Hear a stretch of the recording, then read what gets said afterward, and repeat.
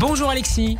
Bonjour Steve. Et merci de nous rejoindre. Vos annonces sont de plus en plus dramatisées. On n'exagère rien. On est heureux de vous voir retrouver le plateau du Grand Journal, cher Alexis. Gros plan avec vous d'abord cet après-midi sur la rencontre entre Donald Trump et Volodymyr Zelensky à Rome samedi en marge des obsèques du pape François. Un entretien auquel Alexis aurait cherché à s'inviter Emmanuel Macron, comme semble l'attester une vidéo beaucoup commentée depuis 48 heures. Le président français a-t-il voulu être le troisième homme pour soutenir son homologue ukrainien? L'Élysée, en tout cas, dément. Qu'en dites-vous, Alexis? Alors, il faut évidemment se remettre dans un tel contexte. Ce sont les obsèques d'un souverain pontife. On est dans les couloirs du Vatican, non pas dans les caves, mais dans les couloirs, si vous me passez l'expression.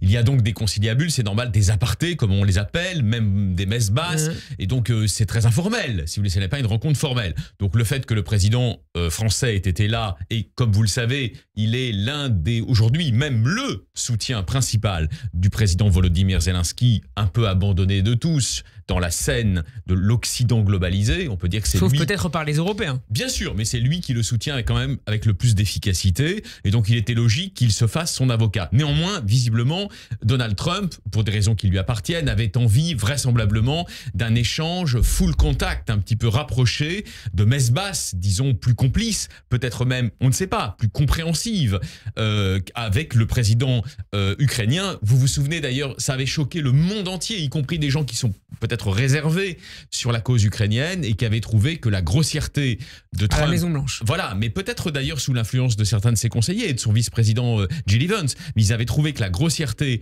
de Donald Trump à l'égard de son hôte ukrainien passait toutes les bornes, en quelque sorte, de l'acceptable en termes diplomatiques. Donc là, je pense qu'il y avait aussi la volonté par Donald Trump d'afficher à la face du monde entier le fait qu'il ne méprisait pas, contrairement à ce qu'on pourrait croire, le président d'une petite nation agressée par la Russie. Et on va venir au fond du dossier. Une photo qui a un peu gâché Emmanuel Macron, voulant s'immiscer. On a vu cette troisième chaise être installée. Oui, alors, retirée. Si vous voulez, le président de la République française, j'essaye d'être lucide et nuancé sur le rôle effectif qu'il joue. Même si c'est un épiphénomène, évidemment. C'est un épiphénomène, voilà. Mais il joue quand même un rôle effectif et vous savez bien que même s'il commet, comme tous les chefs d'État, des erreurs ou qu'il sous-estime des situations, mais c'est quand même lui qui a participé à remettre dans la boucle de la négociation le président Volodymyr Zelensky. L'intention probable, d'ailleurs, de Trump et de Poutine au début était plutôt de l'en exclure. Donc, on lui doit cela. Alexis, maintenant, qu'est-ce qui a pu sortir sur le fond de ce mini-conclave, si vous me permettez l'expression, alors que la veille, le Time publiait une interview de Donald Trump dans laquelle le chef d'État américain affirmait, je le cite,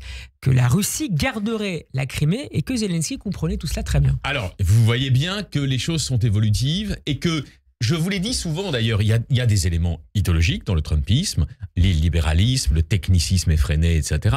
Mais Trump est moins trumpiste que les Trumpiens. Vous voyez, donc il faut toujours revenir à son extrême pragmatisme, indissociable de ce qu'on appelle, comme vous savez, chez les diplomates, la diplomatie transactionnelle. Et donc là, visiblement, que vous le vouliez ou non, le visage à visage avec le président Volodymyr Zelensky semble avoir produit un effet en tout cas de prise de distance très nette. Alors est-elle durable? Ça, je n'en sais rien. Il s'agit peut-être aussi de mettre la pression sur le président de toutes les Russies, mais voilà ce qu'il a quand même écrit juste après la rencontre avec Volodymyr Zelensky. Il n'y a aucune raison, a écrit Donald Trump, pour que Poutine tire des missiles sur des zones civiles et sur des villes comme il l'a fait ces derniers jours. Cela me fait penser... Notamment contre Kiev.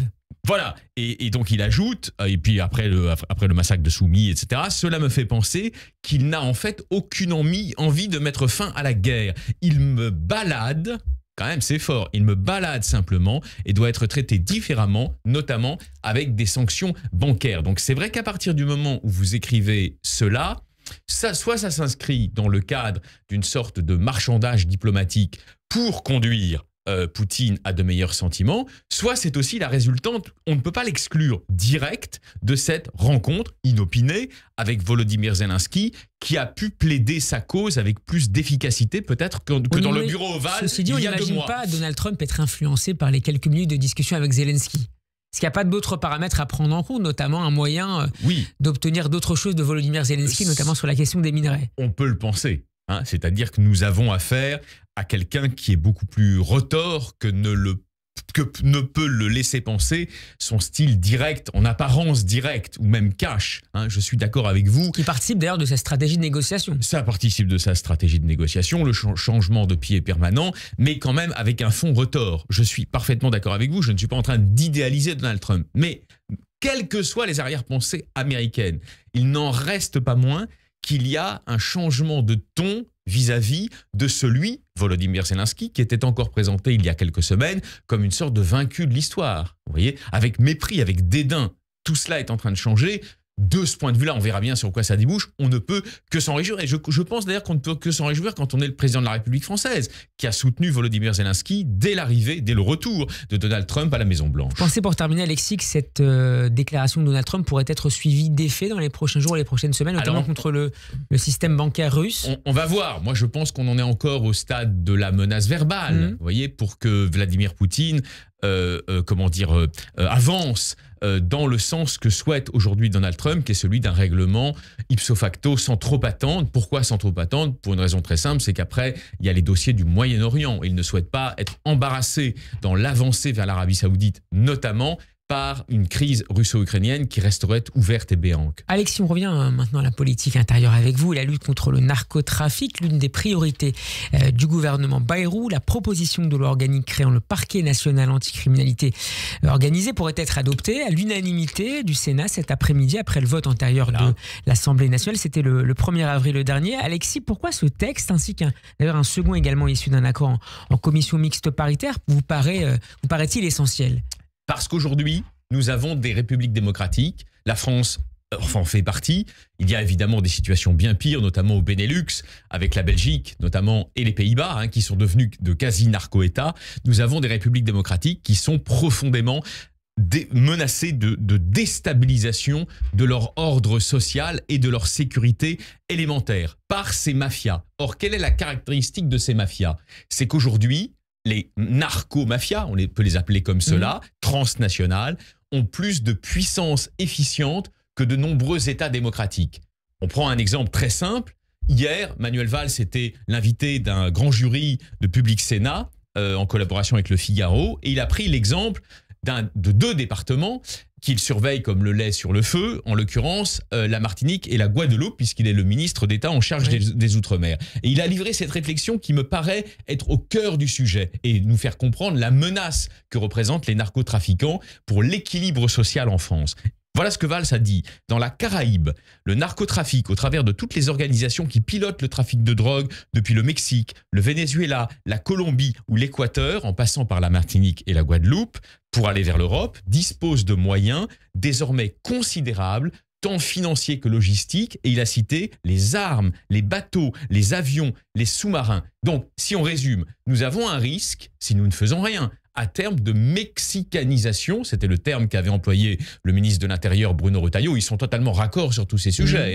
Tous les trois avec Gérald Darmanin, c'est une évidence. Valls, Retailleau, ils sont en ligne, et Darmanin sont absolument en ligne sur la fermeté du régalien.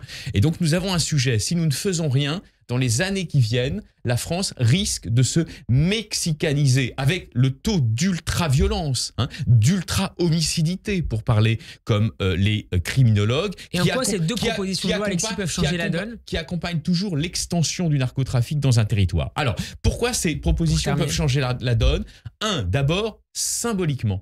Elles envoient un message d'ultra-fermeté de la République face aux narco-racailles. Je reprends là le terme de Retailleau. Et deuxièmement, il faut réarmer l'État, pas contre tout le monde, mais il faut redonner des moyens régaliens de puissance pour assurer la sûreté, la sécurité, qui est le premier des droits des citoyens, à l'État français. Et quand vous voyez qu'effectivement vous avez ces narcotrafiquants qui disposent aujourd'hui d'armes de guerre, de moyens de guerre sur l'ensemble du territoire français, et départements et territoires d'outre-mer compris, vous vous dites qu'effectivement, aujourd'hui, s'engager en faveur du rétablissement de la paix civile, c'est mettre un cran d'arrêt, un coup d'arrêt à l'extension du narcotrafic. Et puis, par ailleurs, troisième élément, le narcotrafic vise notamment la jeunesse, qui est archi-consommatrices de drogue, enfin archi-exposées en tout cas à la tentation de la consommation de la drogue. Et donc on protège aussi les collégiens, les lycéens, les étudiants quand on fait cela face à ce qui reste, à ce qui demeure une des principales cultures de mort, de morbidité dans notre société. Merci beaucoup Alexis Lacroix d'avoir été avec nous. Je rappelle que vous êtes le directeur de la rédaction d'Actu-Vie qui sera en kiosque dès jeudi. Bon après-midi, à demain. À demain, cher Steve. Bon après-midi à vous aussi.